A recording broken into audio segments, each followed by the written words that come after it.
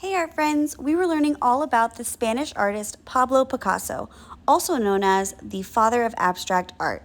We were particularly looking at his art movement of Cubism, where they take a three-dimensional object and break it down into flat, basic shapes. In Cubism, you see two or more viewpoints. So for his portraits, we're looking at the side view as well as the forward-facing view. And so last time we drew all of our parts, and now we're going to put them all together. Let's get started. Okay, friends, so last time in art, we made all of our Picasso facial features. So we have an ear, nose, mouth, a forward-facing eye, and a profile side view of our eye.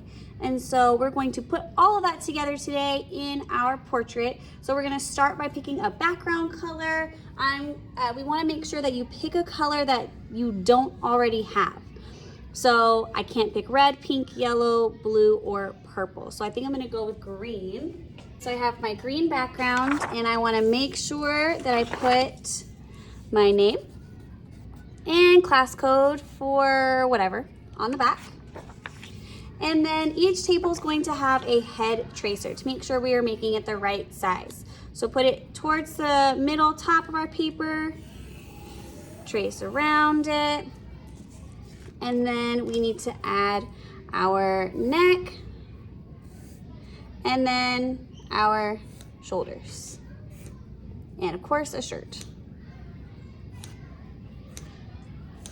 All right, so now I have my main portion of my portrait, and I need to add hair. So you can either add like long hair, you can add short hair, you can erase the top of your head to help you get that hair. It's up to you. I think I'll make, what should I make? I'll make some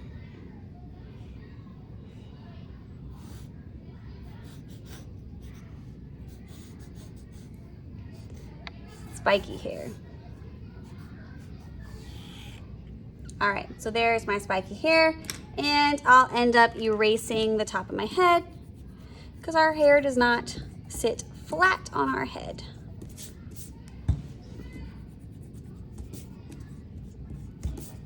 All right. So now that I have my hair and my head and my neck and my shirt, I can trace my portrait with a black crayon. Got our chunky crayons. So I'm just gonna trace my pencil lines. So now that I traced it in black, I'm going to use my glue and glue on all of my Picasso features. Okay, and so I gotta plan it out before I glue. Do I want my side over here, over here? And our features don't have to be in the correct spot. I could have my eyes up here, my hair, it could be touching my hair. That's okay. All right, they can touch if you want them to touch, like maybe I want these two to touch.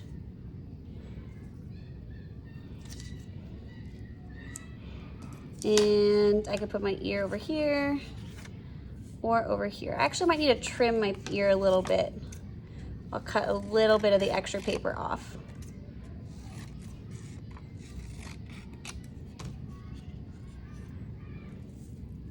And if I want, my papers can overlap.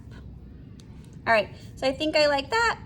And so now I'm going to glue it on, making sure I put a dot of glue in each corner. Eyeball.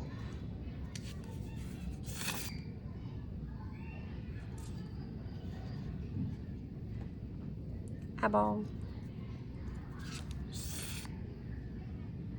It's really important that we don't put it too close to the edge. We don't want it to squish out because we are going to be coloring around these.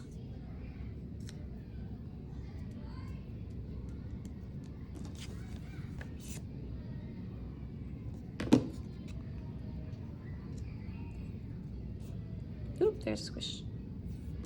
And then my ear. All right. So then I'm gonna flip my paper over, give it a little bit of a massage, make sure all my pieces are nice and stuck. Flip it back. twist my glue, put it away.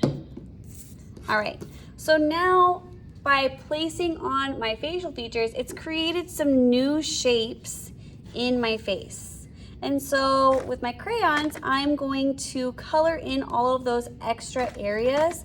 And I wanna make sure that I'm adding a color that doesn't touch the same color. So I wouldn't put blue here because blue would touch the blue, right? But I could put blue on his neck because that doesn't touch any of the other colors. So I'm gonna carefully go around, trace what I'm coloring in, and making sure we're using good craftsmanship, coloring in one direction, pressing nice and hard to get a nice dark area. Fill in all the rest of the features of my Picasso portrait.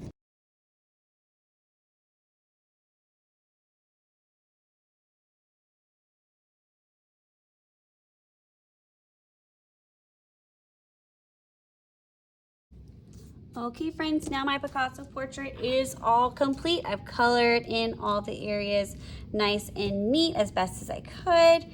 If you want, you could add some details in the background, like some lines. It's up to you. You can just leave it blank.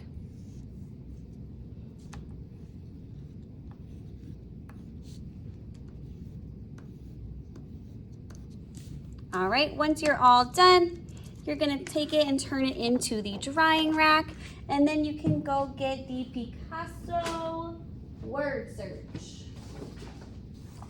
All right, so we're searching for blue period, cubism, Pablo, rose period, all these words down here.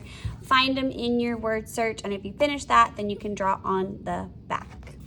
All right, my friends, I hope you guys have so much fun making your Picasso-inspired portraits. I can't wait to see what they look like.